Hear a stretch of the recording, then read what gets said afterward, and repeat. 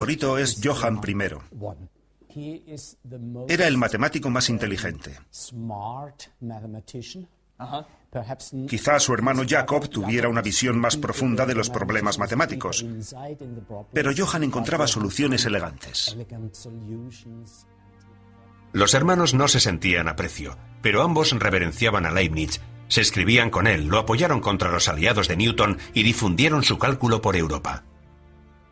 Leibniz estaba muy contento de haber encontrado fuera de su círculo personal a dos matemáticos inteligentes que dominaban su cálculo y podían difundirlo entre la comunidad científica.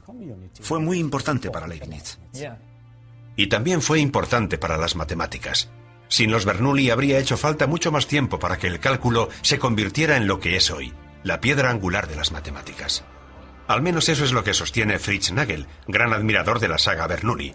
Esta noche me va a presentar al profesor Daniel Bernoulli, el último miembro de la familia, que debido a su apellido recibe correos electrónicos curiosos. En otro ponía, profesor Bernoulli, ¿me puede echar una mano con el cálculo? Si conoces a un Bernoulli, supones que tiene que saber de cálculo. Pero Daniel Bernoulli es profesor de geología. El gen de las matemáticas parece haber desaparecido. Durante la cena pensé sobre los matemáticos. Es injusto describir a los Bernoulli como simples alumnos de Leibniz. Una de sus muchas contribuciones a las matemáticas fue desarrollar el cálculo para resolver un problema clásico de la época. Imaginen que una bola tiene que rodar por una rampa. El problema consiste en diseñar la rampa que hará llegar la bola de la cima a la base en el menor tiempo posible. Pueden pensar que una rampa recta será la más rápida, o que en una curvada como esta, la bola cogerá mucha inercia bajando. El cálculo nos muestra que la mejor solución es lo que se llama un cicloide, el camino que sigue un punto situado en el exterior de una llanta de bicicleta en movimiento. Esta aplicación del cálculo de Bernoulli, que se conoce como cálculo de variaciones, se ha convertido en uno de los aspectos más poderosos de las matemáticas de Leibniz y Newton. Los investigadores lo usan para aumentar los beneficios, los ingenieros para minimizar el uso de energía, los diseñadores para optimizar las construcciones. Se ha convertido en una parte primordial del mundo tecnológico moderno. Mientras tanto, en el restaurante, la situación era cada vez más interesante. Mi segunda sorpresa. Le presento al señor Leonhard Euler. Leonhard Euler, uno de los nombres más famosos de las matemáticas. Este Leonhard era descendiente del Leonhard Euler original, discípulo estrella de Johann Bernoulli. Soy la 9ª generación y el cuarto Leonhard de la familia, después de Leonhard I, el matemático. ¿También es matemático? Soy analista económico. Con este nombre no podía estudiar matemáticas. Todos esperarían que demostrara la teoría de Riemann. Quizá fuera una buena idea que Leonhard no siguiera los pasos de su ilustre antepasado. Las comparaciones siempre habrían sido molestas.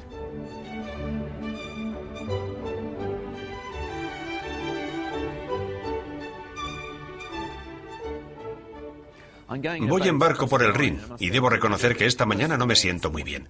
La cena de anoche con Euler y Bernoulli degeneró en brindis por todos los teoremas que Euler y Bernoulli habían demostrado, y la verdad es que demostraron muchos. Nunca más. El resto de los viajeros me lanzaban miradas de desaprobación. Por suerte fue un viaje corto, no como el que hizo Euler en 1728 para empezar una nueva vida. Euler puede que fuera el discípulo estrella de Johann Bernoulli, pero no había sitio para él en la ciudad. Si no te apellidabas Bernoulli, había muy pocas posibilidades de conseguir un trabajo de matemático en Basilea. Pero Daniel, el hijo de Johann Bernoulli, era muy amigo de Euler y logró conseguirle un trabajo en su universidad. Pero iba a necesitar 7 semanas para llegar allí, porque la universidad de Daniel estaba en Rusia. No era un centro de poder intelectual como Berlín o París, pero en el siglo XVIII San Petersburgo era cualquier cosa menos sencilla. Pedro el Grande había creado una ciudad al estilo europeo, y todas las ciudades elegantes de la época tenían una academia científica. La Academia de San Petersburgo es en la actualidad un museo, que incluye varias salas repletas del tipo de curiosidades grotescas que en Occidente se suelen ocultar a la vista del público. pero en 1730 este edificio era un centro de investigación puntero. Y en él estableció Euler su hogar intelectual.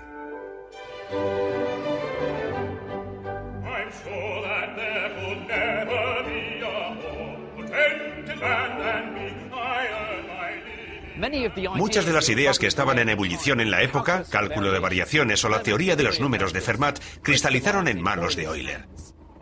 Pero también creó unas matemáticas increíblemente modernas, topología y análisis.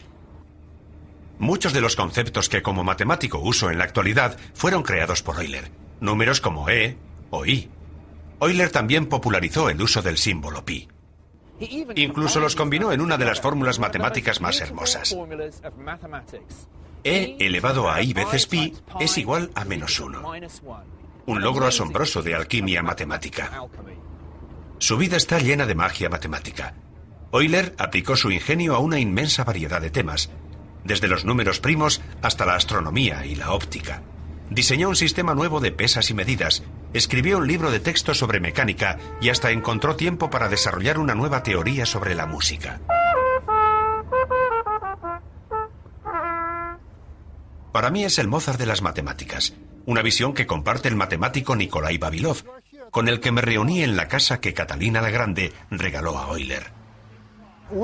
Euler vivió aquí desde el año 66 hasta el 88, lo que significa desde que llegó a San Petersburgo hasta su muerte. Fue miembro de la Academia Rusa de Ciencias, fue un gran matemático. Eso pone. ¿Qué es esto ahora? Ahora es una escuela. ¿Una escuela? Entremos a verla. No estoy seguro de que a Nikolai le gustara la idea, pero no estaba cerrado. Quizá deberíamos hablar con la directora para ver si podemos. A la directora no le importó. Tuve la sensación de que estaba acostumbrada a que la gente acudiera a hablar de Euler. Hasta tenía un par de alumnas sospechosamente dispuestas, preparadas para colaborar. Estas dos jóvenes les contarán algunas cosas sobre el científico y sobre el edificio. Se sabían bien la lección. Habían realizado un proyecto en clase sobre Euler, su vida, su feliz matrimonio, sus 13 hijos y la tragedia de que solo 5 de ellos llegaran a la edad adulta.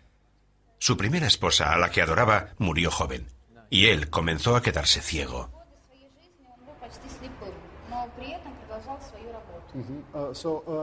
Durante los últimos años de su vida, siguió trabajando y siguió con sus investigaciones matemáticas. He leído algo muy bonito. Dijo que con la ceguera no tenía nada que le distrajera y que podía concentrarse en las matemáticas. Una actitud muy positiva.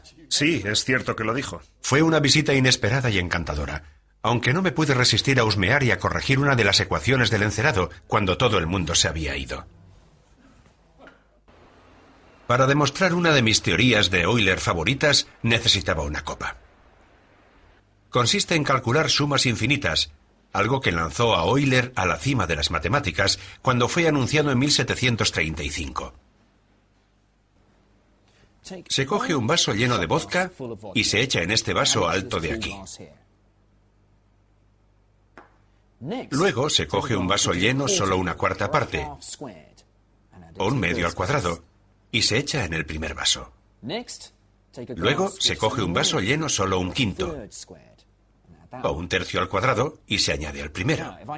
Si sigo añadiendo un número infinito de vasos y todos ellos son una fracción al cuadrado, ¿cuánto habrá en este vaso alto?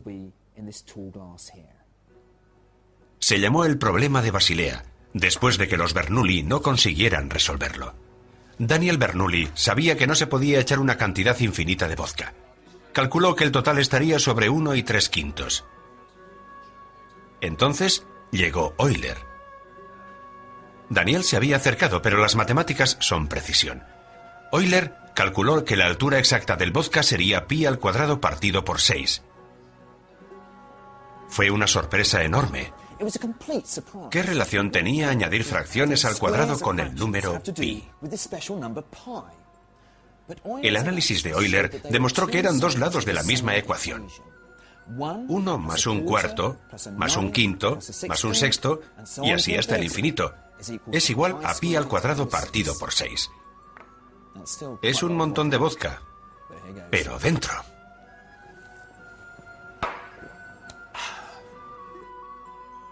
Euler era sin duda difícil de igualar. Matemáticos de dos países lo intentaron. Alemania y Francia estaban atrapadas en la era de la revolución que barría Europa a finales del siglo XVIII. Ambos países necesitaban desesperadamente matemáticos, pero su forma de apoyar a las matemáticas era muy diferente. Aquí en Francia, la revolución enfatizaba la utilidad de las matemáticas. Napoleón reconocía que para tener la mejor maquinaria militar, las mejores armas, eran necesarios los mejores matemáticos. Las reformas de Napoleón dieron un gran impulso a las matemáticas, y se trataba de unas matemáticas que iban a servir a la sociedad.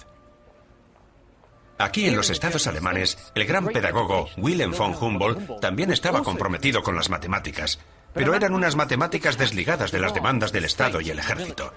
Las reformas educativas de von Humboldt daban importancia a las matemáticas por sí mismas.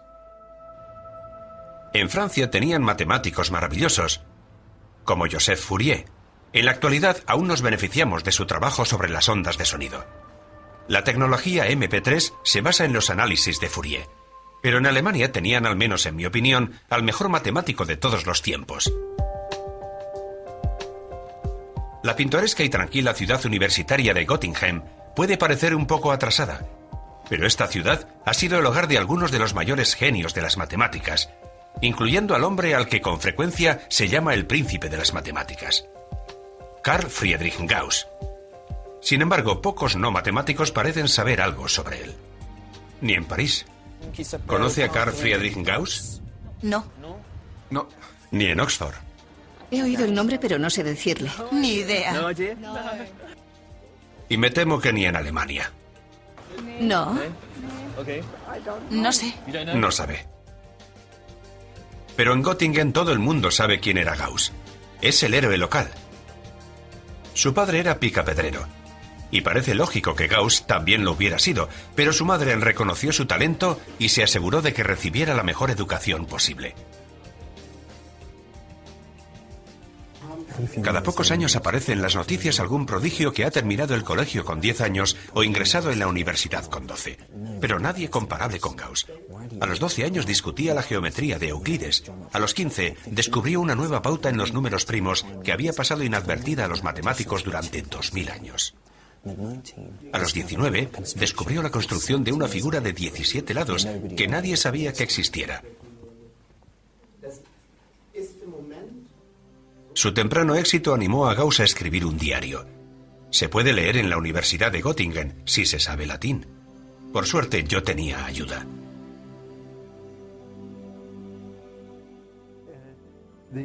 La primera entrada es de 1796. ¿Puedo cogerlo? Sí, pero con cuidado. Es uno de los objetos más valiosos de la biblioteca. Lo creo. Tenía muy buena letra. Es un placer estético, aunque no se entienda. Es un placer contemplarlo. Voy a dejarlo porque es muy delicado. El diario demuestra que algunas de las ideas de Gauss se adelantaron 100 años a su época. Aquí hay un signo e integrales. Son integrales. Un tipo de matemáticas muy diferente. Es el primer indicio de la teoría de la función elíptica, que fue una de sus grandes aportaciones. Resulta ya muy complejo. Y esto es básicamente la aparición de la función z de Riemann. Caray. Es impresionante. La función z de Riemann se ha convertido en un elemento vital para la comprensión actual de la distribución de los números primos. En algún lugar del diario escribió: he hecho este descubrimiento maravilloso. Y a propósito, ha nacido un hijo mío. Vemos sus prioridades. Creo que conozco algunos matemáticos así. Mis prioridades para el resto de la tarde estaban claras. Necesitaba otro paseo. Por suerte, Göttingen está rodeado de preciosos caminos entre bosques. Era el lugar perfecto para pensar más sobre los descubrimientos de Gauss.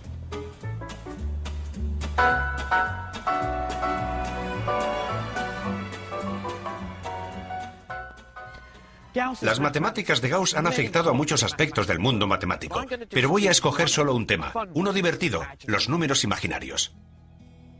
En los siglos XVI y XVII, los matemáticos europeos imaginaron la raíz cuadrada de -1 y le dieron el símbolo I. No les gustaba demasiado.